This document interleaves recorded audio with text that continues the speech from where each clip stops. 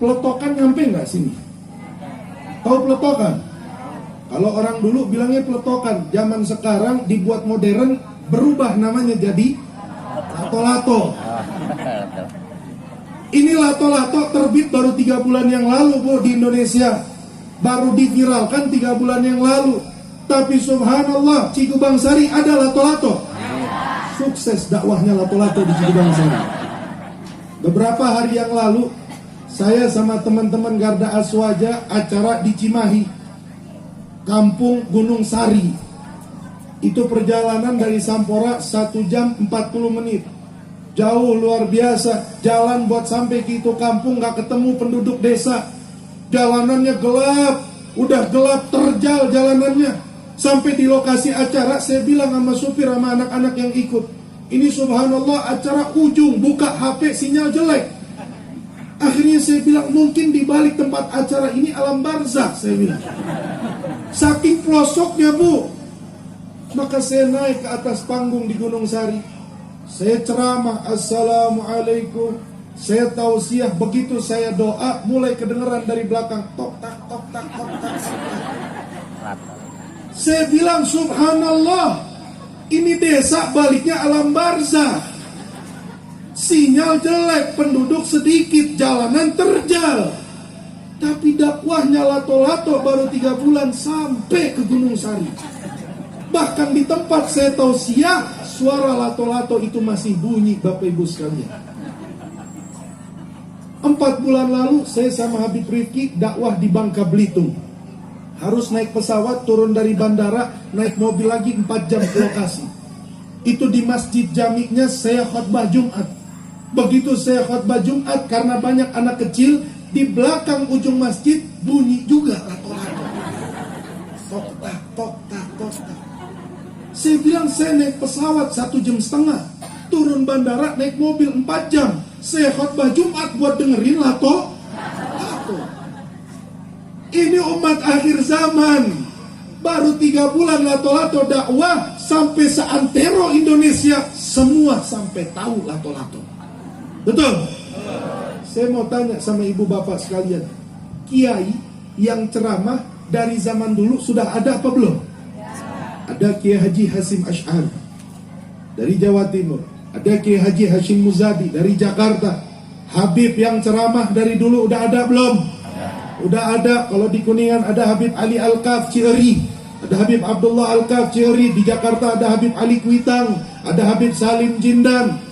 Habib-habib dari dulu sudah viral, kiai-kiai dari dulu sudah viral. Yang diviralkan apa? Yang diviralkan la ilaha illallah Muhammadur. Yang dibawa sama kiai dulu sama kiai sekarang sama. Yang dibawa sholat subuh berjamaah, yang dibawa ampunan Allah, yang dibawa rahmat Allah. Habib dulu sama Habib sekarang sama. Yang dibawa Isra Mi'raj, yang dibawa Maulid. Tapi sampai detik ini masih banyak umat muslim yang gak ngerti la ilaha illallah Muhammadur, gak viral-viral Allah dan nabinya. Kenapa? Karena kondisi kita ini umat akhir zaman. Arus sudah tidak jelas, arus kehidupan sudah tidak jelas, pergeseran nilai sudah luar biasa.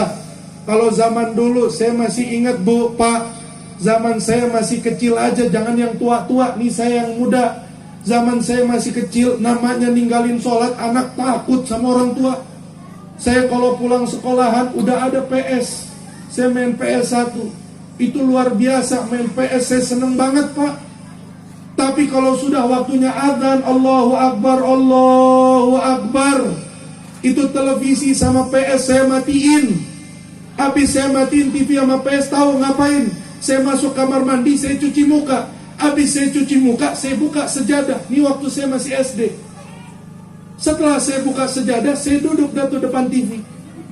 Datang bapak saya, datang ibu saya. Begitu datang, pasti satu persatu tanya, Bagir sudah sholat? Ibu saya datang, Bagir sudah sholat? Dua-duanya saya jawab dengan jawaban yang sama, dengan alasan yang berbeda. Yang pertama, ibu saya datang, Bagir sudah sholat? Udah nih, ini buktinya basah bekas wudhu, saya bilang. Selesai. Oh percaya, habis wudhu nih anak udah sholat. Datang lagi bapak saya, bagian sudah sholat, udah habis. Itu buktinya sejadahnya baru habis sholat di situ. Padahal saya belum sholat, tapi karena saya takut sama orang tua saya ninggalin sholat, itu sampai saya buka sejadah, saya cuci muka, meskipun ujung-ujungnya saya ngebohongin orang tua saya. Tapi masih ada rasa takut ninggalin sholat. Anak zaman dulu saya ingat kalau udah maghrib semuanya wajib di rumah. Kalau nggak di rumah, di musola, di masjid lagi ngaji a, ba, ta, jim, ha, lagi ngaji ikro. Di rumah lagi baca yasin anak-anak muda. Tapi anak zaman sekarang maghrib pos kamling penuh. Maghrib kafe, coffee shop penuh. Isinya apa? Anak-anak lagi pada mabar. Tahu mabar? Lagi pada main game. Isinya apa? Anak-anak lagi pada bikin konten. Anak-anak lagi pada main ini, main itu. Pergeseran nilai sudah luar biasa Bapak Ibu sekalian. Maka hati-hati kita hidup di akhir zaman ini. Jangan sampai kayak umat akhir zaman, acuh tak acuh sama ampunan Allah, acuh tak acuh sama la ilaha illallah, acuh tak acuh sama agama. Makanya banyak istri selingkuh, banyak suami selingkuh, banyak anak kurang ajar sama orang tua.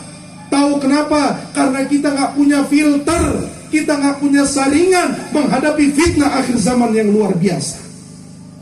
Dan tidak ada saringan yang paling moderat, saringan yang paling baik, saringan yang paling bagus untuk menyaring fitnah akhir zaman yang luar biasa ini, terkecuali landasannya adalah beragama, bertaat, berbuat ibadah kepada Allah Subhanahu wa Ta'ala. Itu konsep dasarnya. Jadi kalau mau istri, keluarga rukun, mau rezeki berkah, mau hidup bahagia, konsepnya agama. Kebahagiaan itu bukan banyak duit. Ibu percuma, bapak duitnya banyak bisa kawin lagi bu, sakit hati, betul? Bapak juga jangan sampai ibu punya duit jadi istri kurang ajar sama suami, betul nggak? Anak dikasih duit, titelnya tinggi, jabatannya tinggi, ujung-ujungnya bapak udah tua nggak ada yang ngurusin. Dicariin babysitter, dicariin pembantu, dimasukin panti jompo, nih gue bayarin, urusin orang tua gue. Nggak ada lagi bakti anak sama orang tuanya. Kenapa? Karena kita umat akhir zaman buta sama agama. Kita menganaktirikan agama, kita menganaktirikan Islam. Giliran urusan ngaji kita males. Tapi giliran urusan yang viral di dunia, viral di Indonesia, wah luar biasa. Giliran urusan ngaji kita anaktiri sama agama mau bu. Sama Islam kita agama. Buktinya apa? Giliran lagi ngaji tunduk. Betul nggak? Buktinya kalau kita menganaktirikan Islam itu apa nih? Saya buktiin, saya kasih perumpamaan. Perumpamaan ini sering dibawa sama Habib Quresh. Beliau bilang begini, pada saat itu mobil beliau CR-V. Beliau bilang sama yang hadir, saya datang, kalau saya sekarang bawa mobil Pajero, saya datang bawa mobil Pajero ini kalau dijual pasarannya masih ada 350 juta, 400 juta. Terus saya insya Allah misalkan contoh bawa duit 1M, amin. Semua yang hadir warga Cikubangsari pulang saya hadiahin 1 mobil Pajero sama duit 1M. Mau nggak bu? Ibu mau nggak? Nggak usah kerja, pulang bawa mobil sama duit 1M. Bapak mau nggak? Mau nggak pak? Satu syaratnya, kalau mau mobil sama duit 1M, keluarin kompor di depan saya, pasang gas, nyalain apinya. Yang mau mobil Pajero sama duit 1M, taruh tangannya di atas api 5 menit. Mau nggak bu? Ibu mau nggak? Bapak, Bapak mau nggak? Woi, Bapak mau nggak? Kenapa? Panas, betul nggak bu? Ibu kenapa nggak mau? Panas, Habib orang gila, saya naruh tangan di atas api. Jangankan mobil Pajero, 10 Alphard juga saya nggak mau, betul? Jangan 1M, 1 triliun saya tolak. Orang gila saya disuruh bakar tangan saya di atas api. Semua sepakat bilang gak mau. Kenapa? Karena panas. Sekarang saya mau tanya sama ibu bapak, mau gak masuk surga? Mau gak masuk surga? 1 syaratnya, masuk neraka dulu. Mau gak bu? Bapak mau gak? Kenapa? Panas. Kenapa nggak mau masuk neraka? Karena apa? Kalau begitu, kalau ibu mau masuk surga, nggak mau masuk neraka, caranya satu. Jangan tinggalin sholat. Caranya satu. Jangan jalan sama yang bukan mahram. Caranya satu. Jangan berzina.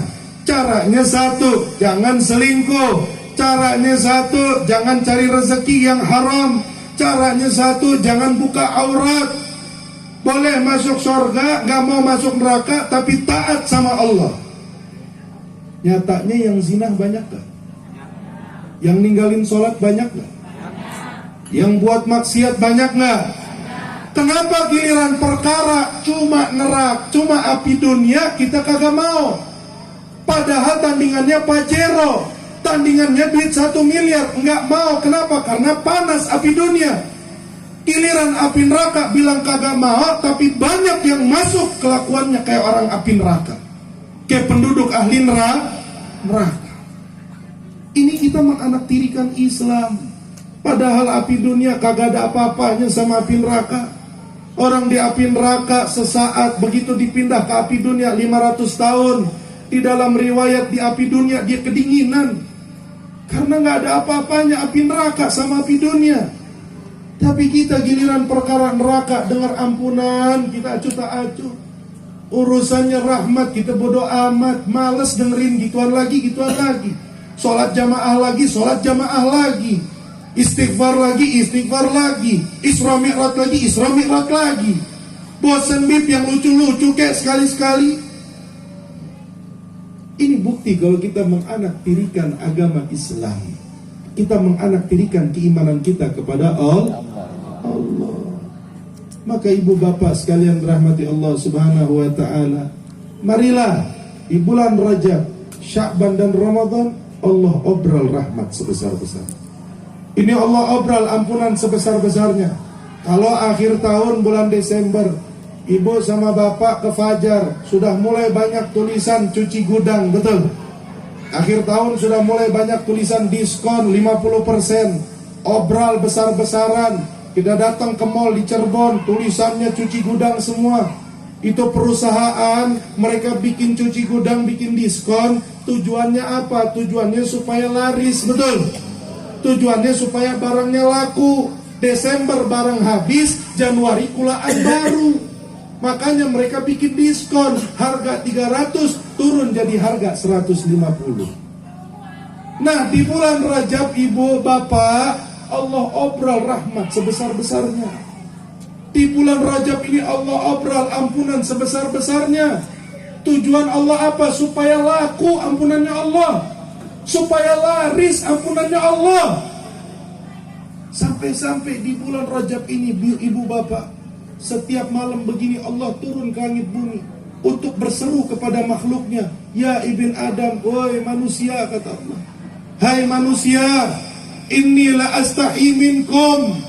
Wahai manusia, saya malu sama kalian, kata Allah. Malu itu bukan sifatnya Allah, malu itu sifatnya makhluk. Tapi berhadapan dengan bulan Rajab, Allah bilang dirinya sebagai zat yang maha pemalu.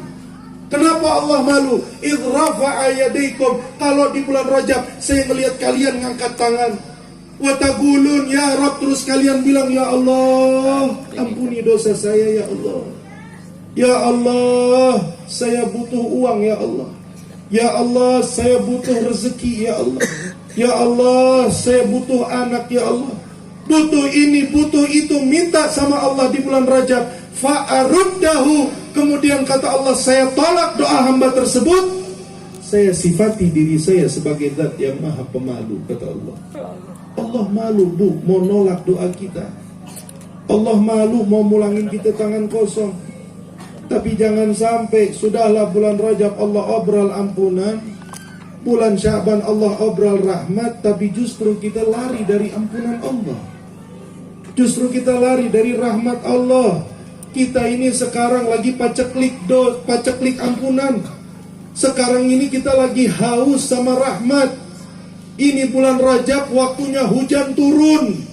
Bulan Rajab ini waktunya rahmat turun, waktunya ampunan turun. Seandainya di negeri kita ini paceklik, hujan gak turun-turun, Kemudian dari BMKG, peramal cuaca bilang minggu depan akan turun hujan.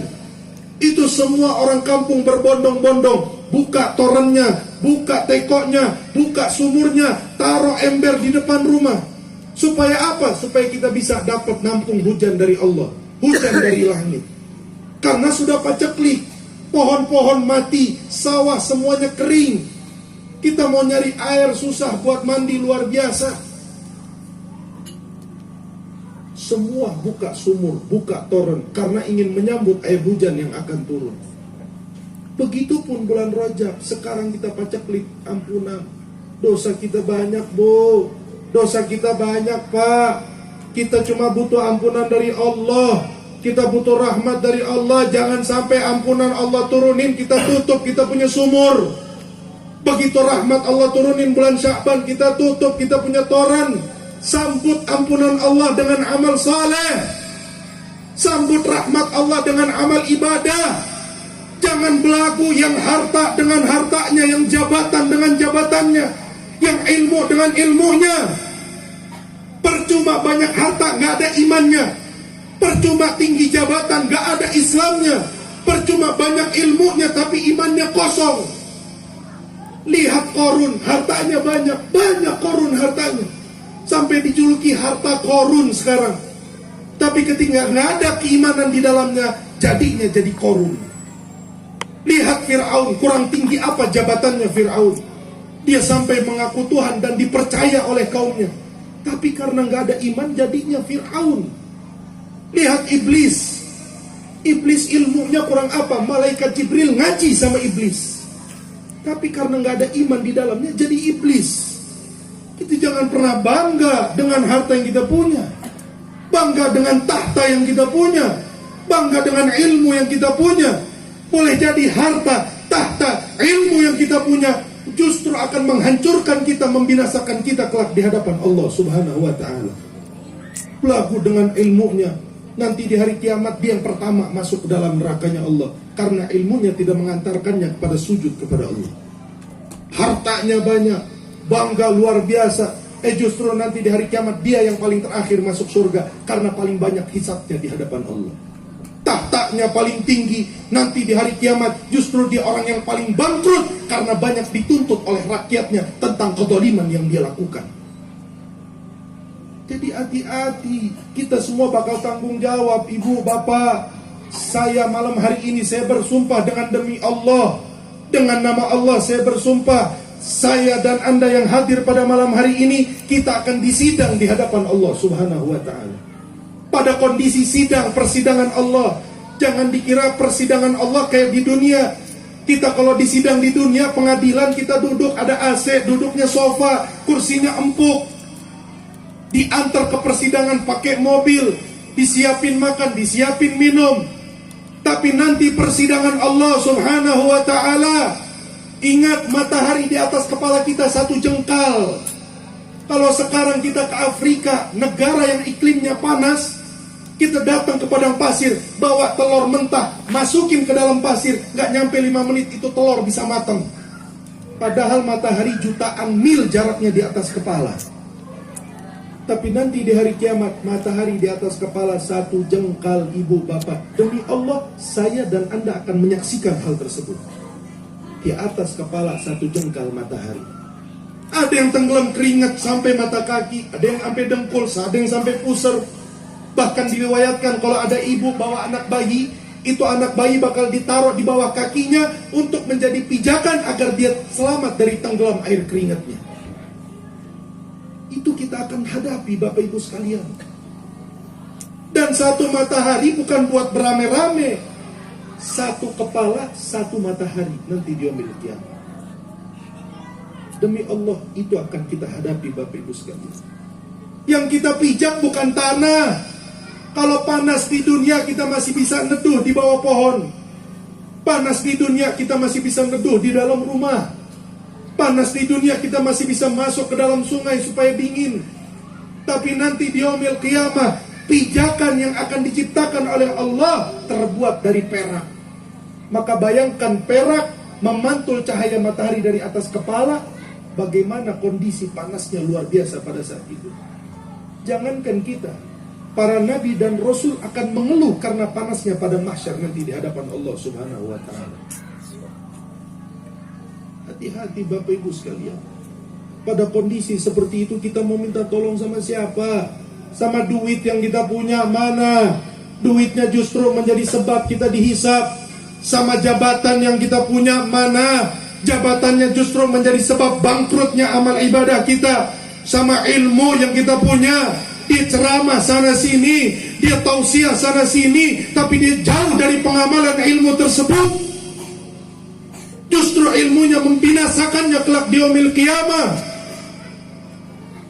Hati-hati, yang bisa menghalangi nanti kepala kita dari panasnya matahari cuma satu, cuma amal soleh, sujudnya kita kepada Allah, cintanya kita kepada Rasulullah, rajinnya kita di dalam beristighfar, rajinnya kita di dalam berzikir, bersyukur kepada Allah.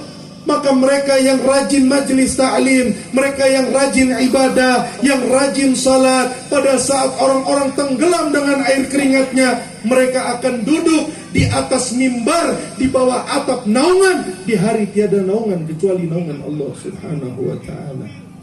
Semoga kita yang pada malam hari ini duduk di ini majlis, panas keringat, bosan, ngantuk, capek, yang kita korbankan di majlis ini menjadi sebab pahala nanti di hadapan Allah Subhanahu wa ta'ala, menjadi sebab kita akan diberikan naungan oleh Allah Subhanahu wa ta'ala di hari tiada naungan kecuali naungan Allah Subhanahu wa ta'ala. Hadirin wal hadirat yang dirahmati Allah Subhanahu wa ta'ala, maka sebagai penutup saya akan sampaikan satu penjelasan yang insya Allah penjelasan ini akan menyadarkan kita semua untuk mari sama-sama kita bertobat kepada Allah di bulan Rajab ini. Ini bulan bukan sembarang bulan, Ibu. Bulan ini bulan ampunan.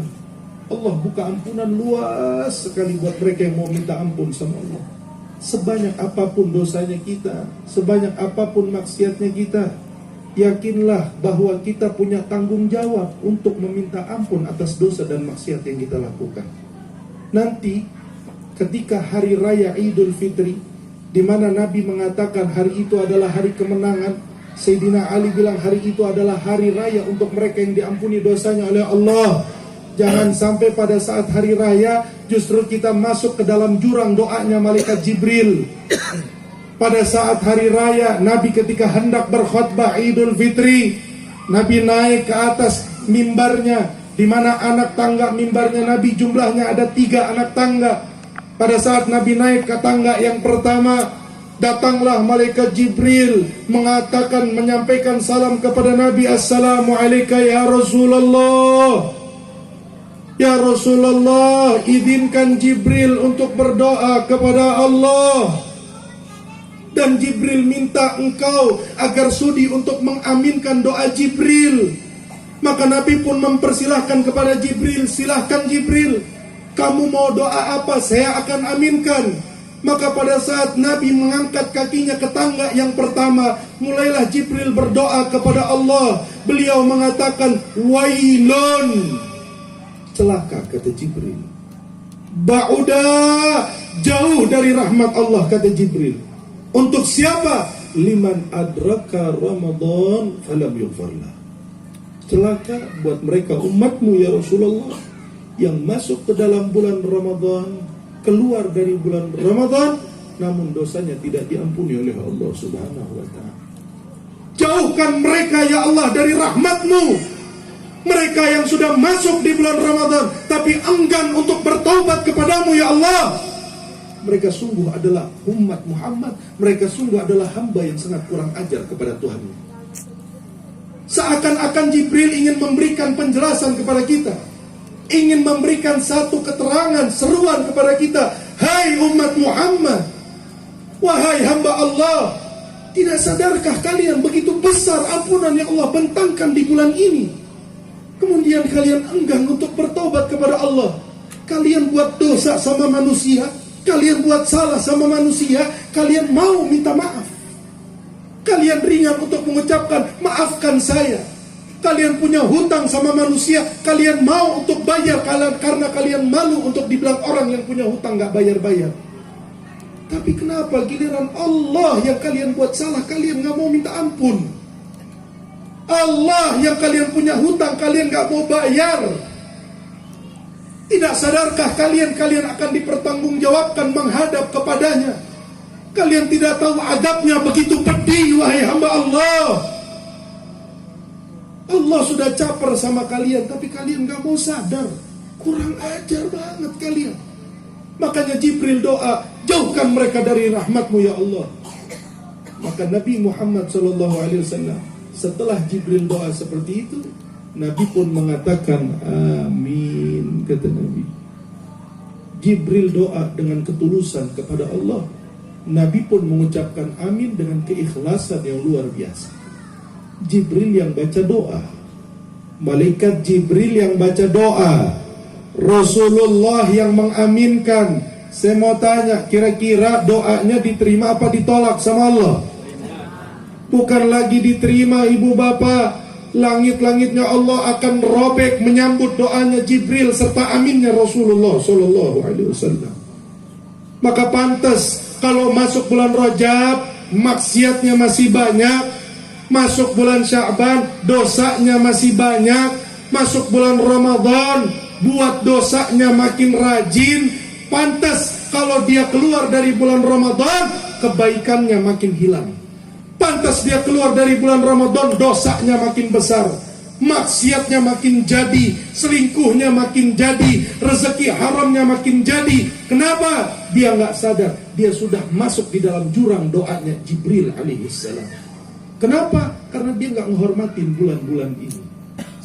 Allah sudah panggil kita dengan panggilan yang sangat indah, panggilan yang sangat romantis. Allah panggil mereka para pendosa dengan panggilan ya ibadi, kata Allah. Allah gak pernah manggil hambanya dengan panggilan ya ibadi, Bapak Ibu sekalian. Cuma satu hambanya yang mendapatkan panggilan abdun dari Allah. Siapa dia? Muhammad bin Abdullah. Di dalam ayat Isra Mi'raj, subhanalladzi asra bi'abdi. Allah telah memperjalankan bukan nabinya, bukan kekasihnya, tapi abdihi, hambanya Allah, yaitu Nabi Muhammad SAW. Panggilan itu gak pernah Allah panggil buat orang lain.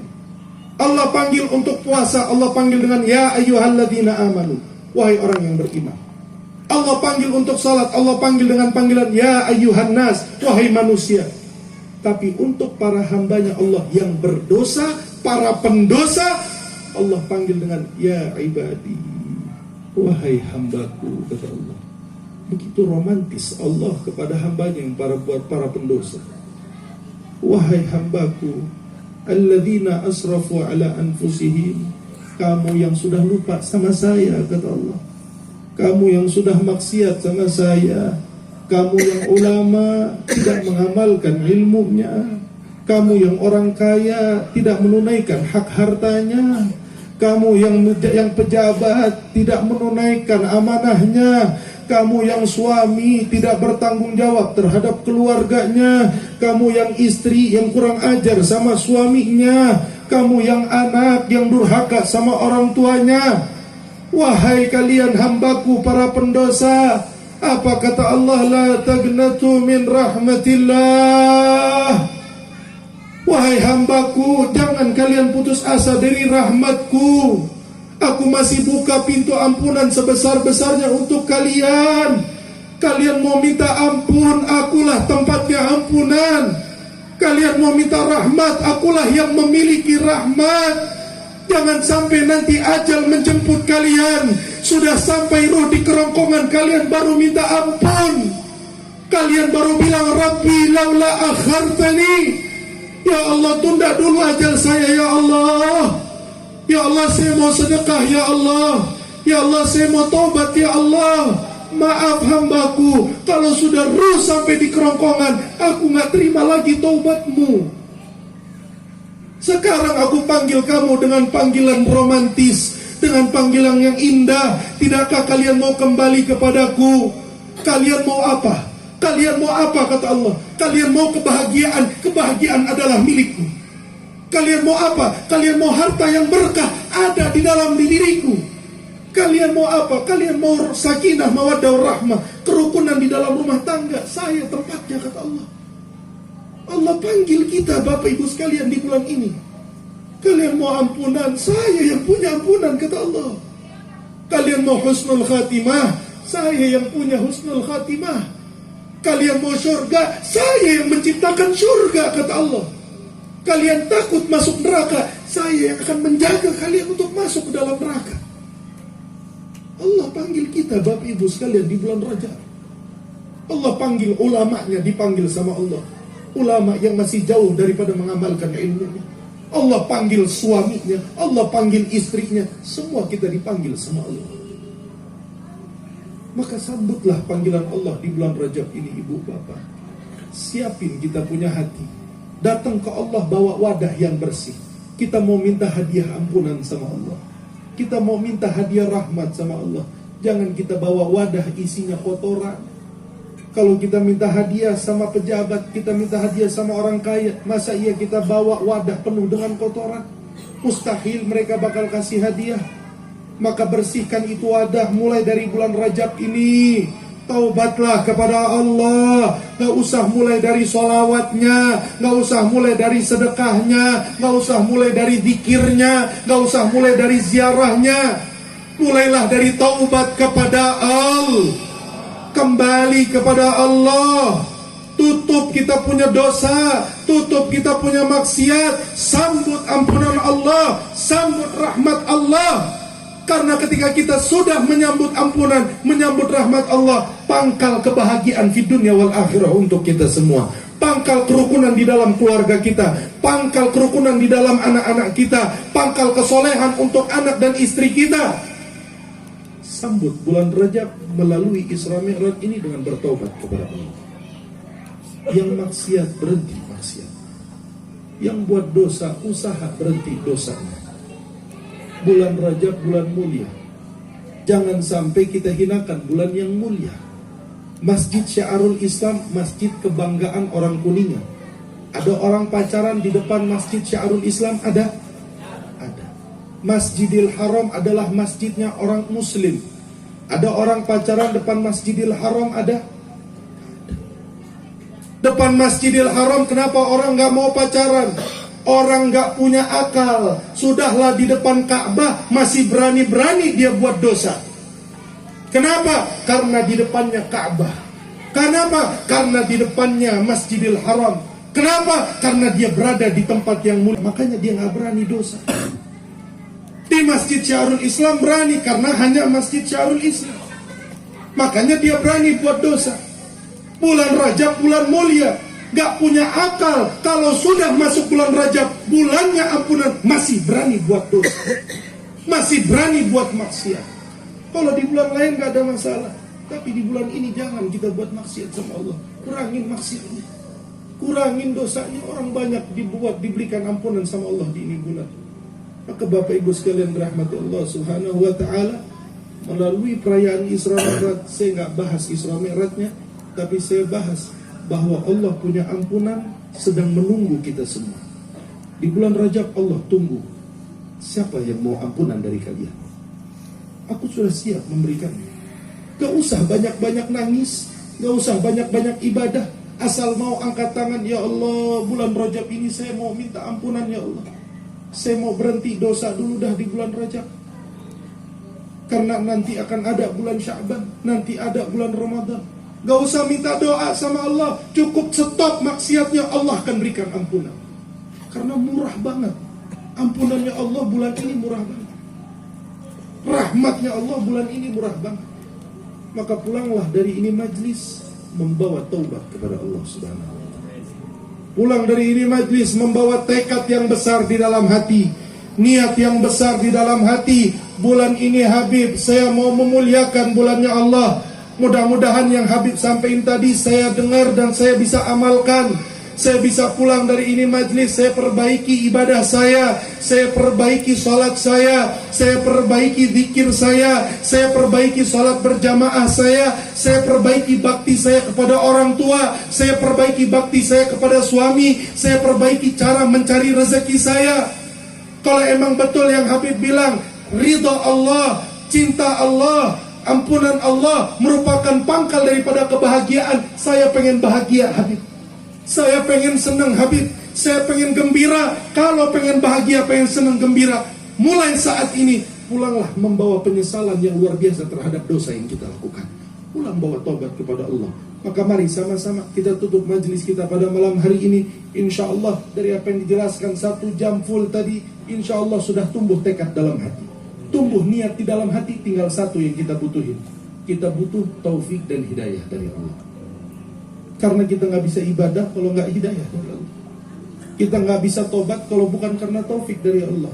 Maka kita tutup perkumpulan kita pada malam hari ini dengan kita memohon kepada Allah dan bermunajat kepada Allah Subhanahu wa ta'ala. Sadarilah diri kita adalah pendosa yang luar biasa di hadapan Allah. Sadarilah diri kita adalah bajingan yang luar biasa di hadapan Allah. Makin jadi kesadaran kita, makin besar pintu ampunan terbuka dari Allah Subhanahu wa ta'ala. Karena Allah begitu cinta kepada kita. Para pendosa dicintai oleh Allah. Allah yang panggil kecintaannya. Wahai kecintaanku, para pendosa, kapan kalian kembali? Allah cinta sama kita. Ayo sama-sama sekarang kita minta sama Allah Subhanahu wa ta'ala dengan keberkahan bersalawat kepada Nabi Muhammad sallallahu alaihi wasallam. Ibu sama bapak lantunkan salawat, bacakan salawat, saya yang doa sama Allah. Mudah-mudahan dengan keberkahan salawat yang ibu bapak bacakan, doa-doa ini diterima oleh Allah Subhanahu wa ta'ala. Mudah-mudahan sebagaimana Allah bilang Allah malu menolak doa hambanya, pada malam hari ini Allah malu menolak doa kita semua. Mudah-mudahan malam hari ini Allah buka pintu langit sebesar-besarnya. Allah buka pintu taubat sebesar-besarnya. Allah buka pintu ampunan sebesar-besarnya. Sehingga tidak ada satupun dari kita yang hadir dari majelis ini terkecuali pulang membawakan kebahagiaan dari Allah, pulang membawa keberuntungan dari Allah, pulang membawa husnul khatimah dari Allah, pulang membawa rezeki yang halal dari Allah, pulang membawa rezeki yang barakah dari Allah, pulang membawa cinta kepada Nabi Muhammad, pulang membawa sakinah, mawaddah warahmah, pulang membawa kebaikan dari Allah Subhanahu wa ta'ala. Mari sama-sama kita lantunkan salawat Jibril dengan niatan agar doa yang kita panjatkan diterima oleh Allah Subhanahu wa ta'ala.